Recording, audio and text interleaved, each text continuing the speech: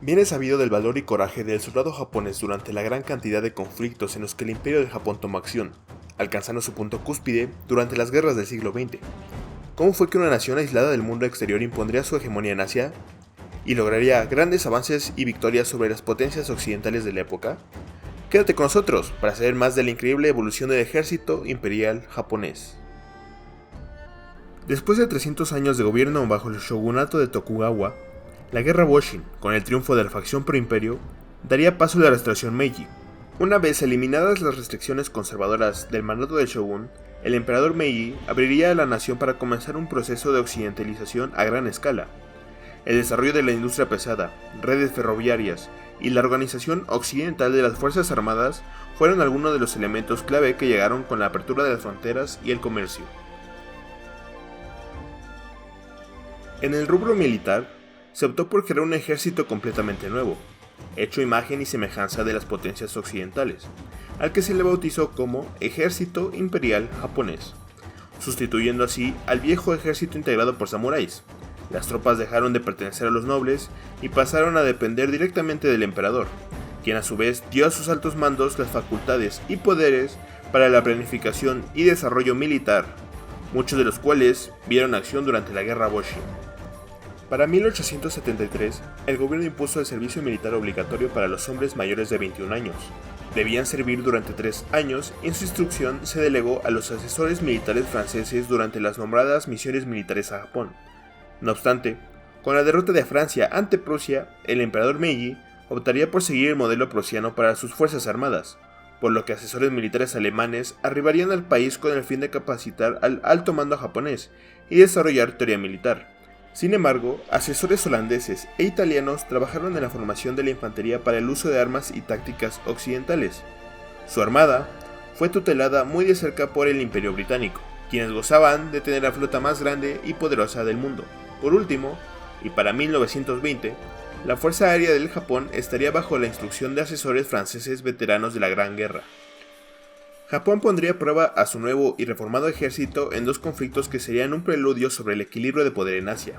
El primero de ellos sería la Guerra Sino-Japonesa de 1894, donde el moderno y mejor equipado ejército japonés no tendría problema alguno al enfrentar a un ejército chino desorganizado, mal equipado y sobre todo mal dirigido.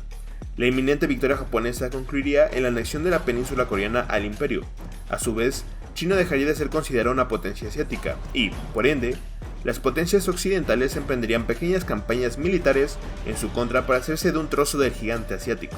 Sin embargo, la prueba de fuego real para el ejército imperial japonés se daría en la Guerra Ruso-Japonesa de 1904, donde su rival no era una nación tecnológicamente estancada, sino el mismo Imperio Ruso, quien venía con un historial militar moderno formidable, la nación que resistió el ataque de Napoleón y que plantaría batalla a la gran coalición de la Guerra de Crimea, además de ser considerada una de las naciones más fuertes del mundo militarmente hablando. Las tensiones fronterizas entre ambos imperios eran un polvorín esperando estallar. Ambos imperios se comportarían de manera muy cautelosa, pues nadie quería iniciar el conflicto. Sin embargo, este iniciaría con el ataque japonés a Port Arthur y finalizaría con la gran victoria japonesa en la batalla de Tsushima. Las potencias occidentales, expectantes del conflicto, apostaban por una rápida y contundente victoria rusa. Sin embargo, y para sorpresa de propios y extraños, el imperio japonés aplastaría al ruso en tierra y mar. Este conflicto y su resultado fueron las cartas de presentación del imperio japonés al mundo. Fue su manera de demostrar que ya no eran una nación cerrada e incivilizada, y que ahora eran la potencia asiática que tiene la capacidad para oponerse a la hegemonía occidental en el mundo. Un gran destino se visualizaba al horizonte, un sol naciente. Sin saberlo, las potencias occidentales habían entrenado, equipado y preparado a la primera nación fuera de Europa que sería capaz de ponerlos de rodillas ante los inminentes conflictos venideros del siglo XX. Durante la Primera Guerra Mundial, la aportación bélica del Imperio japonés al bando de la Triple Entente se limitó al asedio y captura de las colonias alemanas en China y el Pacífico. Sin embargo, la verdadera victoria de Japón se vería reflejada a futuro, pues con las potencias occidentales destrozadas y moralmente rotas, no habría nadie que se atreviera a frenar el expansionismo japonés a costa de sus vecinos. Anexiones y victorias clave como la península coreana, la isla de Formosa, el puerto de Port Arthur y la región china de Manchuria alimentarían más y más el orgullo y nacionalismo japonés, provocando la unión del imperio a pactos internacionales como el Pacto Anticomunista orquestado por la Alemania fascista o el Pacto Tripartito entre Alemania, Italia y Japón, formalizando así la facción del Eje.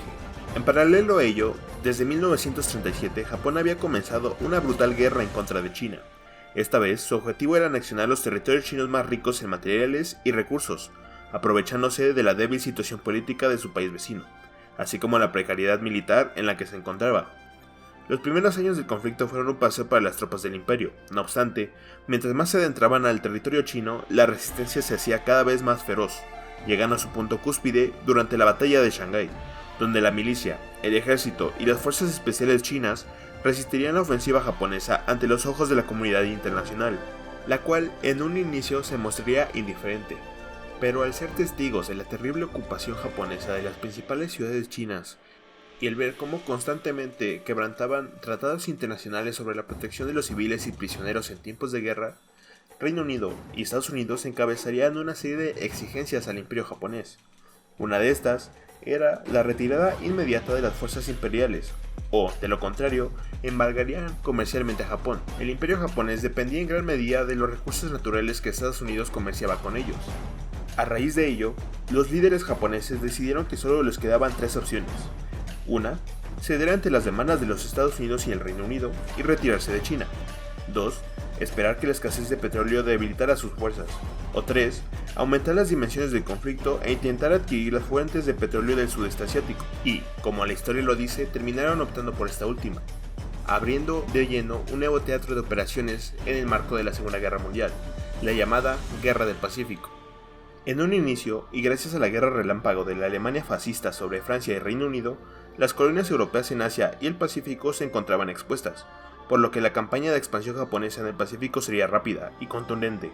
Su primer movimiento fue el famoso e infame ataque al puerto militar estadounidense de Pearl Harbor, continuando con invasiones anfibias a las posiciones de los aliados como Singapur, Indochina, Indonesia, Nueva Guinea, las Islas Salomón, Birmania y las Filipinas, incluso llegando a planificar una invasión anfibia a gran escala sobre Australia. Fue en esta etapa de la guerra donde Japón alcanzaría su punto cúspide, pues su flota combinada se equiparaba a la flota británica y su ejército, veterano de 1000 batallas, estaba imponiendo su supremacía sobre el Pacífico. Sin embargo, y como todos sabemos, esto no duró mucho, pues con la entrada de Estados Unidos en la guerra, la industria americana aplastó a la japonesa, pues Japón simplemente no podía mantener a flote su ejército debido a las demandas de este último, ya que no tenía la capacidad para producir la munición, el equipamiento y demás cuestiones militares que eran requeridas para el frente de batalla. Esto poco a poco fue mermando la capacidad combativa del soldado japonés, que pese a su valor prácticamente suicida, poco podía hacer si no contaba con el equipamiento militar necesario para hacerle frente a los enemigos del imperio. En consecuencia, el territorio ocupado por el Imperio de Japón durante su época de apogeo se fue perdiendo poco a poco, incluyendo grandes derrotas que marcarían la historia de la Guerra del Pacífico. Véase como por ejemplo la batalla de Guadalcanal, donde por cada estadounidense muerto cayeron 4 japoneses. Estas batallas, sumado a las grandes humillaciones en mar y aire, como la batalla de Midway, crearían un clima de incertidumbre y un mar de dudas en la población civil japonesa, de que si aún había posibilidades de ganar una guerra en contra del gigante estadounidense. Sin embargo, la moral y la valentía del soldado japonés no decaía.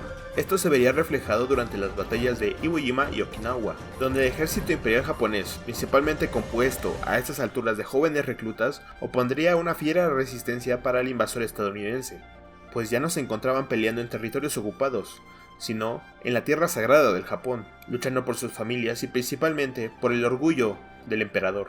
Las bajas causadas al invasor estadounidense serían los principales motivos por los que Estados Unidos haría uso de las bombas atómicas en las ciudades portuarias de Nagasaki e Hiroshima. Al final, y debido al cansancio de guerra, el emperador Hirohito firmaría la paz con los aliados, siendo una de las cláusulas y condiciones de este tratado de paz la disolución del ejército imperial japonés. Ahora te toca a ti, déjanos saber en los comentarios tu opinión al respecto de esta faceta del ejército japonés. Si te gusta nuestro contenido, no olvides suscribirte, darle like y activar la campanita. Nos vemos en el siguiente video.